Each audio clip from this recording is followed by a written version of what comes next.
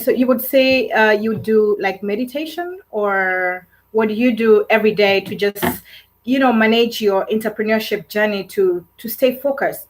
Is it meditation alone? Do you do sports, or what do you do?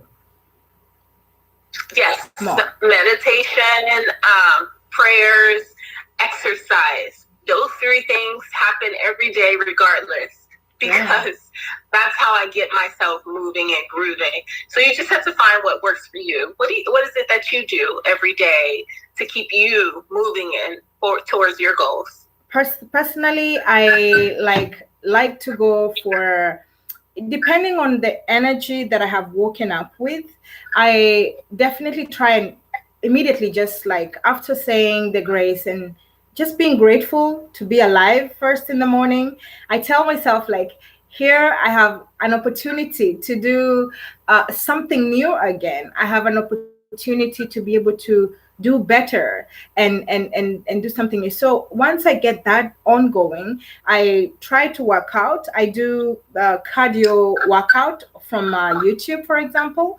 That helps me to just raise up the energy, because then you feel energized and you're able to think through ideas. But there are some mornings, as you said, you wake up and you're like, my goodness, do I really have to wake up today? And you're telling yourself, like, maybe I could just lay in bed a little bit longer. But we all know that even the Bible says, he who that sleeps too much, poverty will overcome him, or something of a sort. So that verse keeps me up immediately. And so those slow days, I would say I try and go for the longest walk possible, for an hour, like power walk, that will keep my cardio just working as much as possible. So I will take an audiobook. Oh, first, I always listen to Joel Austin in the morning. First, I always believe, like, every message that I get that is new, I always like to take it like it's God giving me the message of the day. So, like, I listen to Joel Austin every day. So once I've done that 30 minutes of listening to Joel Austin, I just take a book, an audiobook of the week that I try to finish within the 3 days, or maybe if I don't have time, then I finish it through the week and everything of the sort. And so this power walk just pumps me up, and I come back home, take a good shower, and I'm actually ready for the day. And, just the planning, and mostly I take up an hour really to just try and check on all the messages that are in, so that you respond quickly.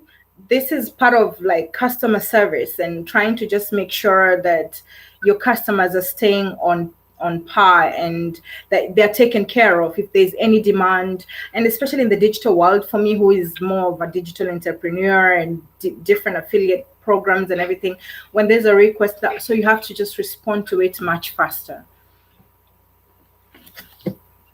Yeah. So what about you now? Like, once the day is going and everything, do you take time more, let's say, to plan, to do anything else after the meditation or something? So I normally plan for the week on a Sunday. Okay. And then I kind of plan out my goals on Sunday, and then move into those goals throughout the week on Monday, and keep pushing towards those. Mm-hmm. Oh, great. But do you ever feel like at some point you're like maybe stagnating, and like, let's say a call came in that just distracted you, are going to be able to just keep up with your plans? Like, how do you manage to escape that, just to try and keep up with your day? Yeah, one of the main things that I've learned as an entrepreneur is to be able to multitask a lot of things.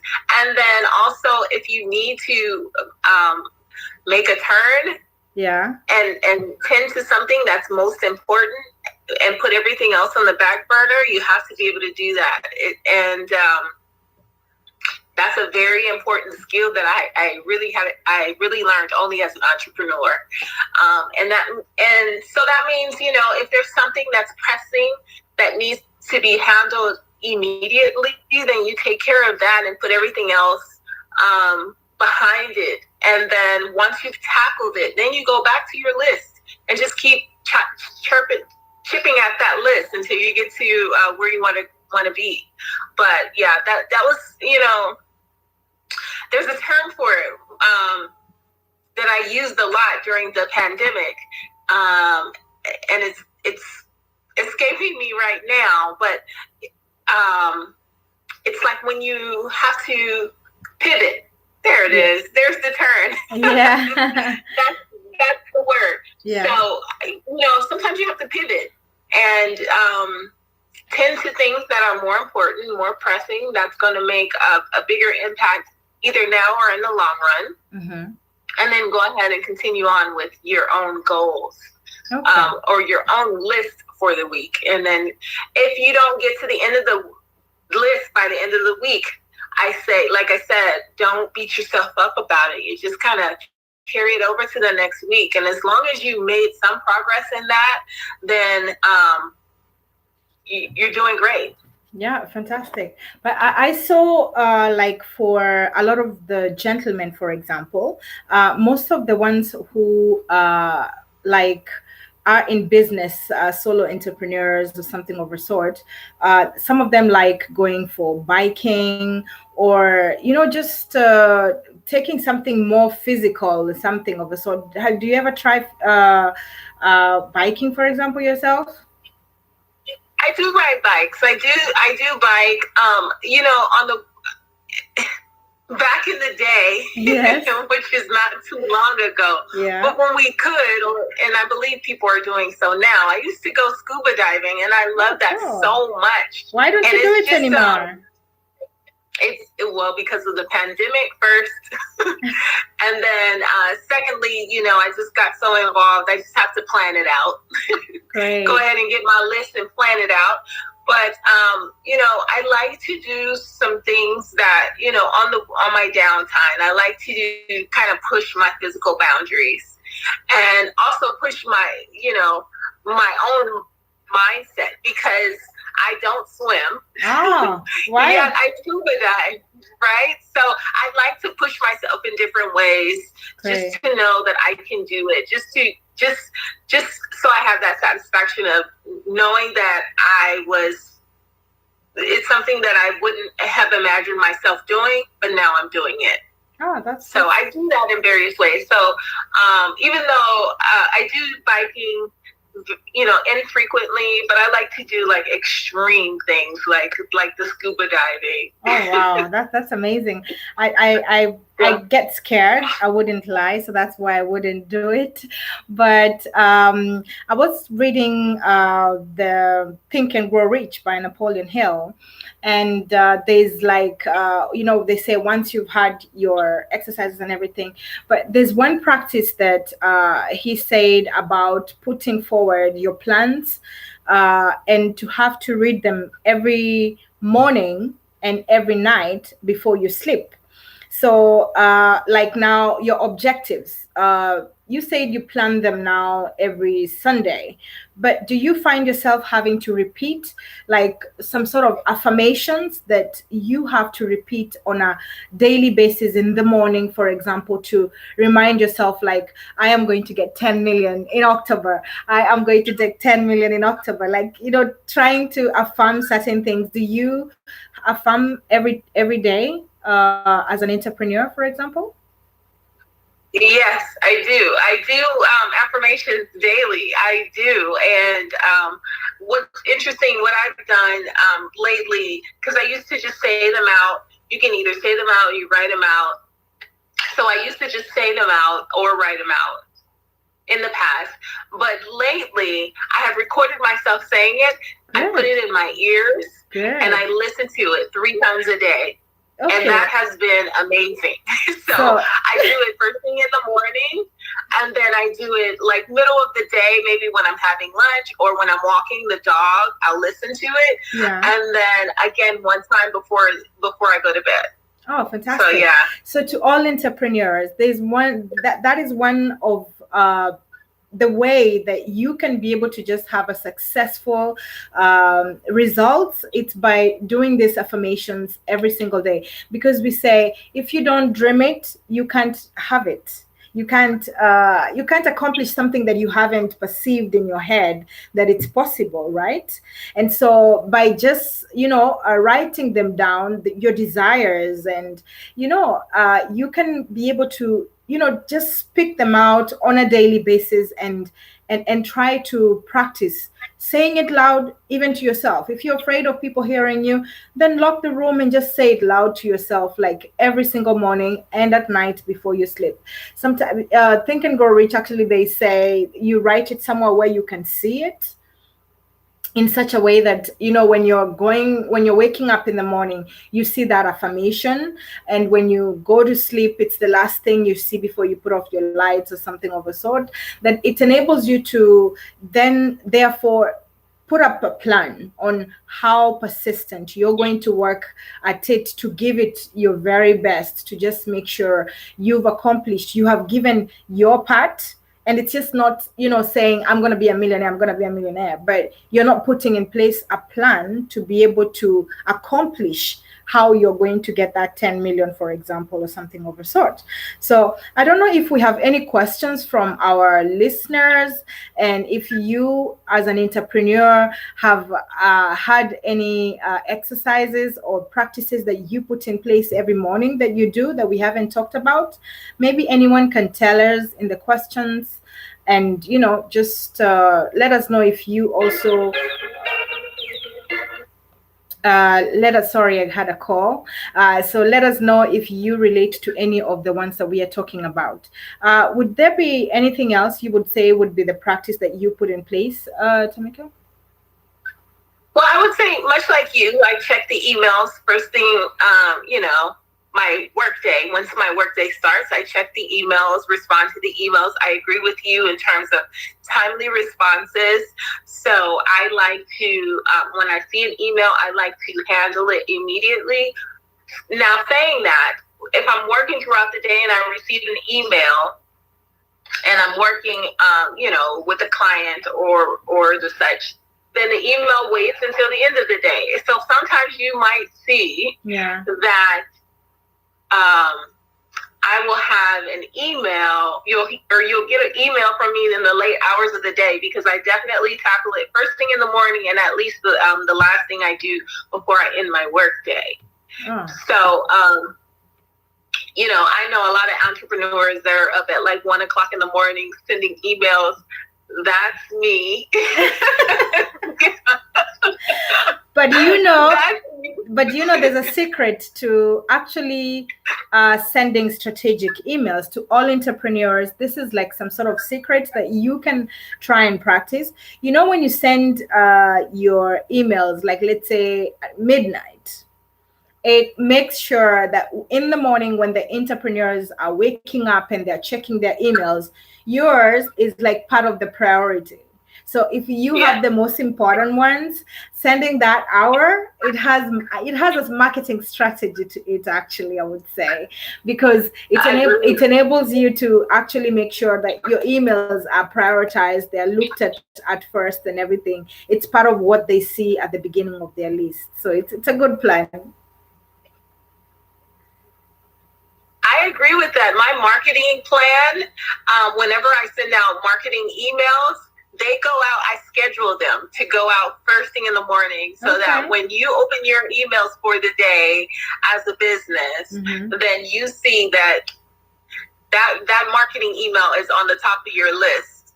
So yes, I agree with you with that. Yes. Oh, great. You must definitely schedule it. Okay, so how do you keep up with the customer service, for example, to maintain your clients, those who have already been there, who have already tasted your products and everything? How do you say you maintain the customer service rhythm to just keep them onto you and not maybe go elsewhere? How do you manage that on your side? That is a good question. And it's so funny, I'm having a little deja vu with this question, because you have to keep them engaged with you, your product, and your service. Right. Yes. So the best way to do that for me personally as a small business I reach out to them very frequently just to make sure they're okay. Do you need anything? Let me drop off a pack of batteries to you. Let me just look at the hearing aids and have a listen to them. That's or, wonderful. You offer them a little bit above and beyond what they wouldn't receive from a normal store such as mine. Great. So you really have to go above and beyond. I spend a little extra time chatting with them about, how their grandson is doing in New York or whatever. So, I just try to bring that little special touch to kind of make sure that they know whenever I'm having problems here, I'm going to call Tamika. Great. And one thing, Warren Buffett keeps saying every single time, when you want to satisfy the customer and you keep thinking customer service when you sleep, customer service when you wake up, customer service during the day, it makes you stay on your toes to actually making sure that they are perfectly taken care of. And I remember, like, when I was running the restaurant, for example, like my morning routine, literally once I've done with all my taking care of myself to make sure I'm good for the day and everything, the first thing after the emails, I would always try and make sure I literally try and call all the customers that I have. Like, hey, it's been a while. We didn't see you yesterday. Oh, it's been a while. We haven't seen you in a week. Is everything all right? Health-wise, family? And, just trying to remember.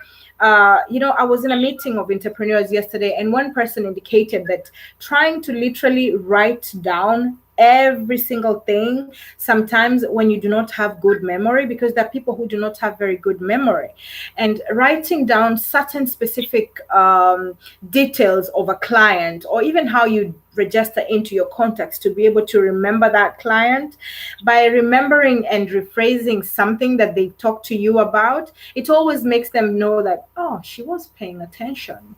Oh, I'm actually important. Like, I'm not just any other client. And when you make the client feel that special, it's one of the reasons of part of the success, I would say, made them always like come back, because they felt valued. They felt like listened to. And as you say, when you ask even about the grandson and everything, because you're aware there's a grandson existing and they value that grandson and everything. So just as an entrepreneur, if you're capable of trying to put down details, or even talk to your employees and just letting them be aware of things that they need to be cautious about, it would be fabulous, because it enables them to just remember how to welcome that client back and everything. And just seeing if you're going to see them also in the near future, or do they need you to deliver something to them. I believe it's part of what makes successful like customer service and keeps them coming back. Agreed. Great. And yeah. And would you say that you are maybe training also your employees to try and make sure they're keeping the same rhythm as you, for example? Well, so in my business, we have patient notes, if you will, mm-hmm. and we write down in the notes details about the patient, the experience, anything that might have stood out. So whenever you see a patient again, you just review those notes. Right. You go through, because some of the details are really important, like, for instance, mm-hmm. the size of the batteries, how many times that increased the volume in this frequency range. Mm-hmm. Like, all of those things are very important, including the son and the grandson in New York, right? So all of those things are important. So in our business, we review the notes before we see the patient. That way we have a built-in memory system, if you will. Yeah. That allows us to connect with the patient again. And like I said, some people, you have some patients who you're connected with regardless. Like, you don't have to know the notes because you have that special connection, that special bond with them, right? Yeah. But for those who you don't have the bond with, yes, the notes are a great idea.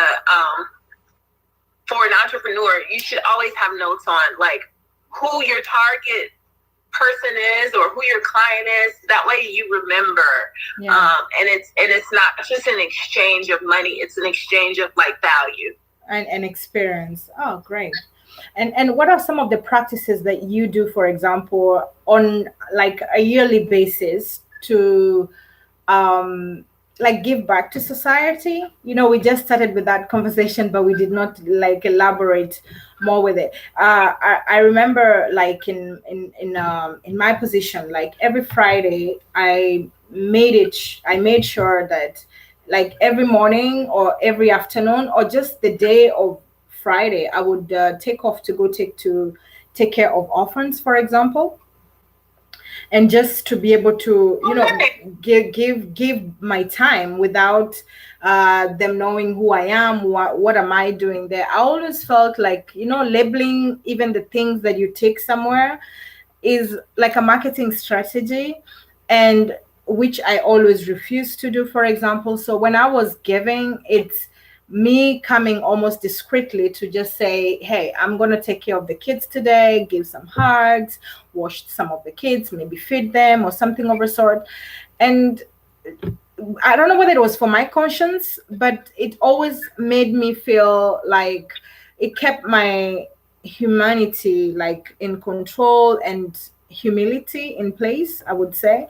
So what are some of the practices you would say as an entrepreneur yourself that you put in place to just manage that spirit of maybe giving, I would say? The giving spirit is very important. You look a little bit flu, my dear. What? I don't know if you can check the camera. A little what? It's flu. Like it's blurry. Oh, really? A little bit. Is it better now? I think the connection. It might be the connection. Sorry, but I can hear you well. Yeah. So the giving part. Okay. Sorry. So, I'm involved in a few organizations that like to give. Right. And so I love your idea or your practice of going to the orphanage every week. That's so amazing. I wish I had time to do something like that. I don't know that we have many orphanages here, but we do have boys and girls clubs. And we also have like boys facilities where, they are living there, and I guess they don't have parents, but I guess we call it differently here. We don't call it orphanages, but I definitely give in my own way. Like I said, I have this project with the homeless veterans. I'm also part of a club that gives specifically to children, and then I am a part of a sorority, Delta Sigma Theta Sorority Incorporated, and we give to the community. So I'm always involved in giving in a different way, but nothing that is as consistent as you were giving every week. So bravo, that's a lot. That's an amazing deed. And I give in different ways, but definitely not as consistent as once a week. Okay. But through the year, and then I also like to give back to different organizations. Like I give my time. You need me to volunteer to do something. Someone who I know is good for the community, I will give my time. What do you need me to do? You have me for 3 hours, and whether it be whatever they think I could be useful in their organization or in their pursuits towards giving back, I'm happy to help. Oh, great. I also just, and I don't know if you've read the book, The Richest Man in Babylon. I love that book so much. You should try and get it. It is amazing. Okay. It's a very amazing book. And, there's a part where he says, like, once you have gotten, and you can give actually just 10% off. It's the same book that says you should pay yourself first and everything, but giving also to others is what sort of he believes opens the way for your almost like your success. And like there's this boy, he's training on how to become the best businessman, and to be a wealthy man in the long run in life. And this boy was so pertinent and really persistent in wanting to learn, like, what are your secrets? I want to know how I can become a very successful and wealthy person in life. And so in the long run, he tells the boy to take only one of the, is it carpets or no, coats that he was selling, very expensive looking coats that are very good. And so he goes all the way and walks through the desert and gets to Babylon and everything. And so the boy reaches there. He's struggling. He's actually not been able to sell the coat at any point in time.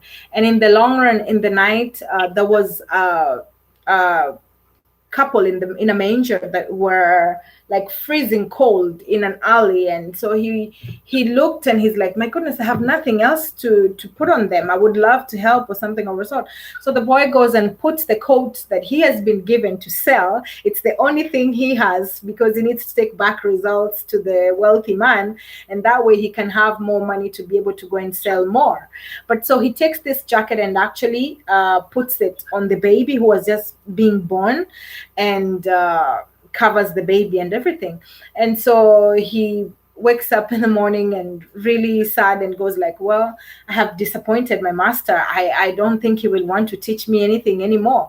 But there was a special star that kept following that boy to wherever he had to go back to joining back the wealthy man. And on arrival, the wealthy man had not seen such a bright star like in his entire lifetime and everything.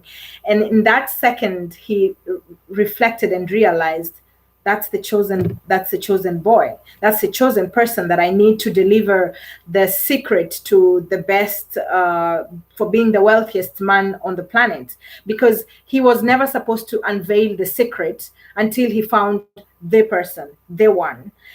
And so the reason why this old man figured out it's the boy, it's because there's this star that is, following him. And he's like, I'm a bit curious to know, could you please tell me about your journey? How did everything go? How did everything turn out? And so this boy tells him everything that happened, and then he gave out that he couldn't bear seeing the child freeze to death and everything. And that is what gave him access and opened the door for him to be able to understand the secrets of becoming a wealthy person. So I believe giving really returns a lot. Yes, that sounds like a lovely story. I'm gonna have to put that on my Audible playlist. Is it on Audible also? Yes, it is. Richest Man in Babylon. Who's the author? The Richest Man in Babylon. My God, who's the author? Shame on you, Sylvia. Shame on you. I can't remember, to be honest. Don't worry. I'm gonna get it. I'm sure there's not another book named that way. Thank you. I will find it, but I'm very intrigued now. Thank you for sharing that. Yeah. So but so giving back is very important. Yeah. And not only for your own. Sorry. Go ahead. Yeah, not only for your own personal feeling of doing something good, but for the person who's receiving it, that could be the best thing that they've received all day. Exactly. Right? Or exactly. the best gesture. You could have changed someone's life by just doing one small gesture. So I really agree with making sure that you're giving back in whatever capacity that you can.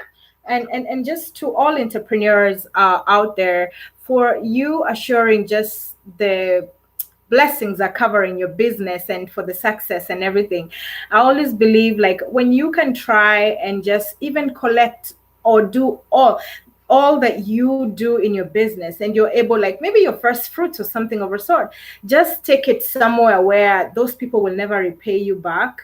I think it's what gives so much pleasure. But having a bit of those practices, maybe just taking a warm meal to the homeless, for example, or even visiting people in hospital. There are times when I used to go and donate blood every 2 months. Yeah. Every 2 months, I would go donate blood. But then now I would take advantage at that point, because you have to wait a bit or something of a sort. And then I would go visit actually people who haven't been visited for a long time. And I'd go ask the nurses, like, does this person receive guests, or who hasn't received any any people who are visiting them. And so I would just take a bag of fruits and juices or something, just to make them feel like, hey, you are going to be all right, you have recovered so far until this point, that you are definitely going to be okay. And I remember one person cried and just like said, like, I almost felt like there was no point of living if nobody's coming to see me or something of the sort. And you just made me change my mind from like giving up today. And so that touched my heart. And so I try, whenever it's like possible, you just try and go into a hospital and visit people who, they haven't gotten anything. It's a good practice to put in place, I believe, and all that. And even prisons, for example. One may laugh, and it's scary, I can't lie. But even Jesus himself, he went to his disciples he was asking them to go and visit the prisoners, because, as he said, he didn't just come for the righteous and everything. So to remind myself not to maybe judge others or anything of the sort, because we are all sinful in our ways. So it's part of a practice that I think like good entrepreneurs can try to have, because when you maybe go visit maybe some prisoners and they haven't had anyone to visit them or something of a sort, you're almost giving them hope in trying to tell them a story by telling them like, hey, my ways were not okay. Almost just trying to build their morale up and to tell them not to give up. You are not just your sins, that you can be a better person. And when you get out, maybe we can connect and I could probably help you or something of a sort. I only did it like twice because it was so traumatic that, they tell you certain things that are happening and my heart was too small maybe to handle the frustration, because I was not okay for over a week and everything. So that was a bit of stress and everything. But I believe that if entrepreneurs can actually go out of their way to try and visit the prisoners also, and just like offer some solace in a way, I think it would help a lot. What do you think about that? I've never visited. I've never visited prisons for volunteer work or that type of work.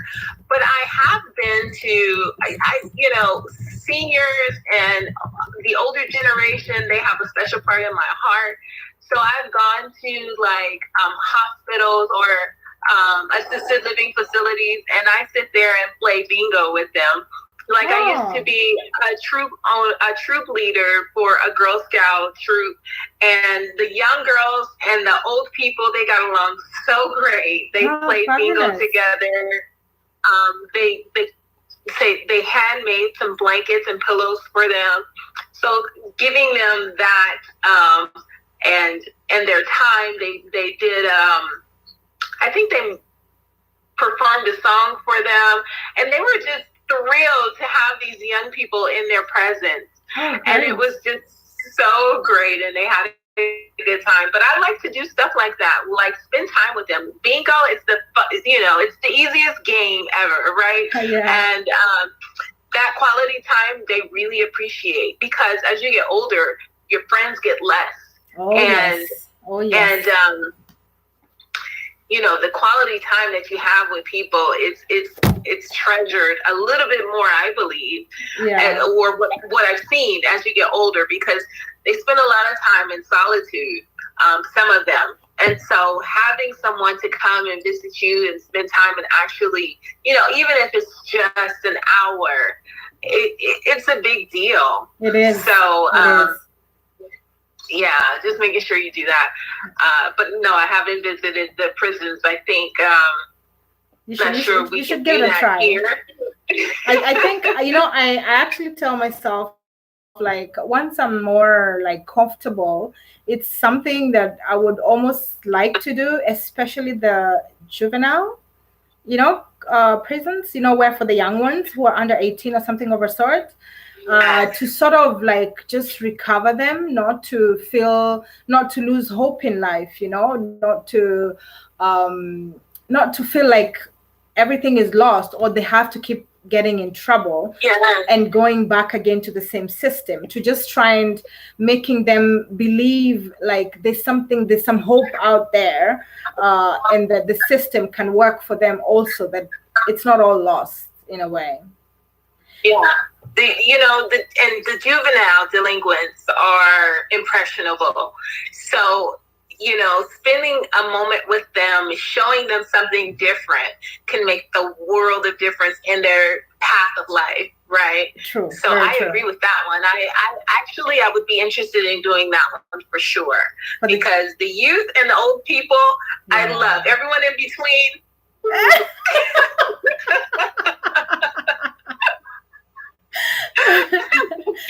But it's true, like in the streets, funny thing, when I'm walking around, like the way you have people who are beggars, like maybe asking for money or something of a sort, like somebody who is younger than I don't know, 60 years, I never give anything, unless like I see maybe they're like too crippled.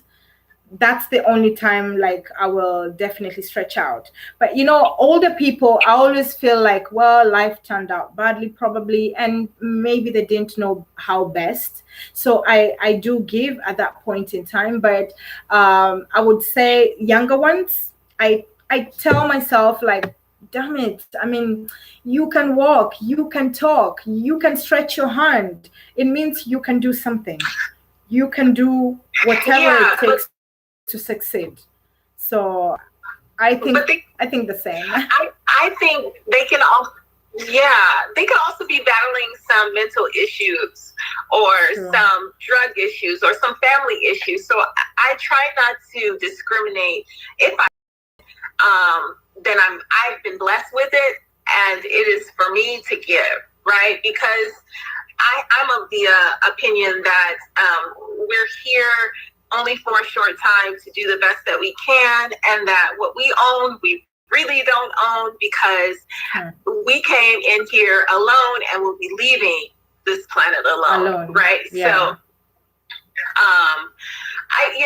because I see so many young veterans that are homeless, and I know that they've dealt with PTSD or other mental illness or whatever, I try not to discriminate because they're younger. I will give regardless. Okay. I think it's because in France, it's my heart.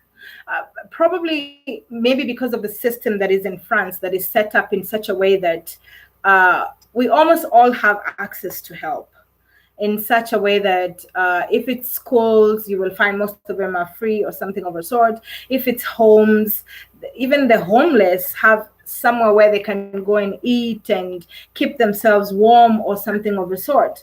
So probably this is what pushes me into that. And I remember one time when I went to, because a lot of the people who are begging in the streets here are maybe you'll find they're gypsies or something of the sort, or Romanians or something of the sort, but not all. God forgive me for the judgment. But when I went to Romania in 2006 for a visit for 3 weeks, my goodness, Tamika, it was a rich place. Even in the countryside, you're like, my goodness, they're all driving luxurious cars and everything. And so I sat down to ask, hey, how come you all living very high finally? And we had gone there. I was with Habitat for Humanity, constructing homes for the poor who can be able to pay very little, but then they can become homeowners to avoid people being, homeless and everything. So we were constructing these houses, but the rest of the community all around, it's almost as if it was unbelievable to think there can be poverty.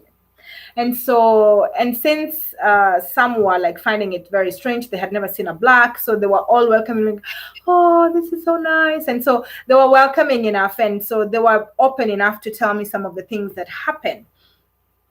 And you find out, like, some of them were like, for those who ask in the street, you people are always giving a lot of money, so they come back home and they have the money to do everything. I was like, serious? And I think from that point in time is when probably my perspective and mind changed about it. But anyway, talking of giving, I do not know if you have read this book, The Blessed Life. No, I haven't. You're dropping book gems today. Because today we are talking about practices of entrepreneurs that need to be done all the time. And I believe this book is like a read for like every soul, every entrepreneur, and every person existing and everything. And one of the practices that is believed to, like, as you just said, we live out of this world, we leave everything behind, and we go, but we are working hard also to leave back inheritance and everything. But there's one thing that keeps your treasure up above, and that you're guaranteed, it's a lifetime investment, is the 10%. Do you give your 10% to the churches? Yes. As an entrepreneur? Yes. So that, I must say, was one of my biggest failure. When I had the business in Kenya, I thought that because I was giving to this Orphans every Friday, giving my service and everything, and then all the time, people came in, they're like, there's a problem here, there's a problem here. I kept giving all the time like that. And so in my opinion, I kept thinking, I have done my giving. I have done my share of the giving. But one thing that I came to discover, that I don't say it's part of my reason, because there were many other mistakes, my naivety and stupidity and everything, but it's a lot I've already learned and taken lessons out of it. But I wasn't giving to the church the full 10%. And to discover and read the Bible at some point where it says, you are all stealing from me. That is God saying that. You have all sinned and are...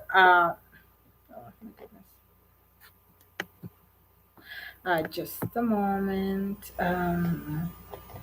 Checking in back in a bit.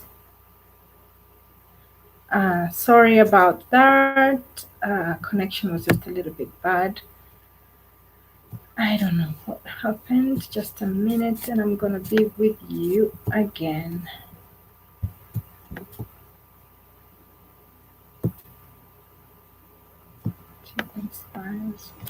I just lost my guest and connection.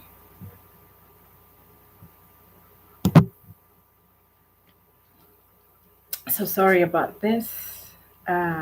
Hope you're all still down there and waiting just for a moment to inspire us. There we go.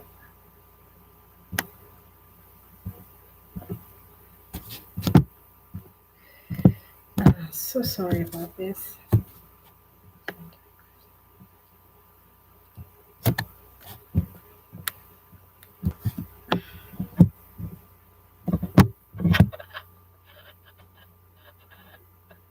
Okay. So sorry. I hope, Tamika, you can come back on board and everything and we can continue.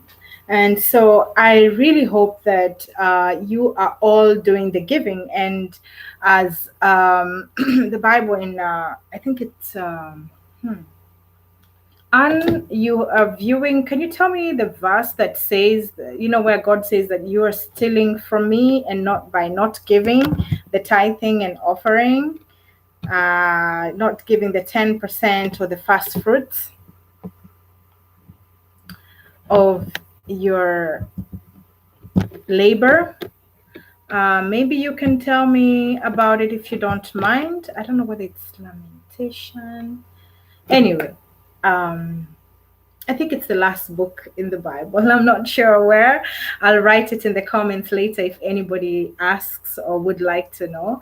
But there's a part where it says, like, you're all stealing from me and not giving every single month. So I hope that you all do give, that you return back the first fruits. It just brings blessing back to the business and enables you to remain and keep the success going and everything. So maybe in the comments you can tell me some of the practices that you have been doing as an entrepreneur that maybe we didn't talk about. Anybody wants to give me a comment or tell me anything? Not very interactive. Huh? So, since I think this is it, connection is a little bit of a challenge, I would say for now. And on the Instagram side, it has stopped. And so I just wanted to say thank you so much for being with me today. Thank you so much for viewing. Thank you for participating. Thank you for staying present, even to watch all through the way, despite the little bit of hiccups with the internet and everything. But I thank you. So some of the practices that we have said and hope that you can be able to put in place as entrepreneurs is, just doing your exercises every single day, be it meditation, be it biking, be it cardio exercises, be it walking or swimming or scuba diving or something of the sort. These are some of the best practices that you can put in place and enable yourself to just stay active, stay energized, and stay in good shape, because your health is very important and it will enable you to be much more productive as an entrepreneur, I would say. So those are the exercise part of it. And then there's the part of planning, part of getting back to your clients that is very important and very necessary to just keep the consistency and the business runs in a smooth way, so that you also just keep that customer service on point. You also have the giving. We hope you can be able to give a warm meal to a homeless person, maybe get to visit the orphans, go maybe even to the veterans, as Tamika was telling us, who are suffering maybe mental health or something of the sort, that probably you could give a piece of yourself and be able to just enable them to have some hope, have some warmth, have something to eat, and keep going. Oh, thank you, Anne. You got the Bible verse. So the book that where God tells us all that you are stealing from me, from him now, from God, it's Malachi chapter 3, verses 10. It starts actually from verse 6 of Malachi chapter 3. So don't hesitate to look at it if you are listening to me. This is the part where he reminds you, do not steal from him. That even a coin, it's like very, very vital. It's what brings you blessings as you are stocking your wealth up above, and it just brings you blessings. Thank you so much. Thank you so much, Anne, and even for the participation. I appreciate deeply.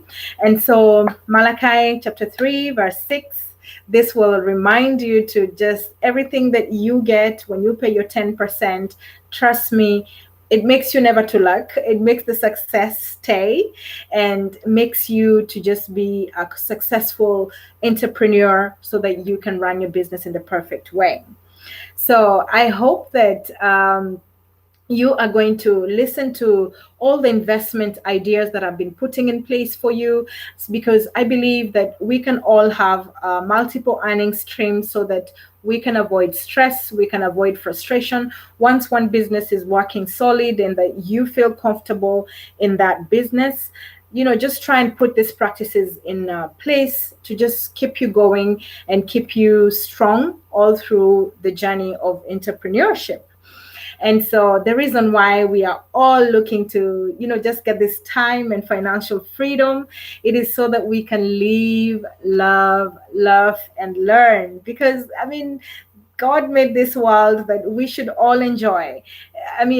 if the Israelites were being told you're headed towards a land where there's milk and honey flowing, it just means we are actually living in it. How much honey is there? How much milk is there? We are living in paradise, and many people do not realize this. And so this is why I'm super, super passionate about this topic, in trying to just make sure that you look at all the other videos.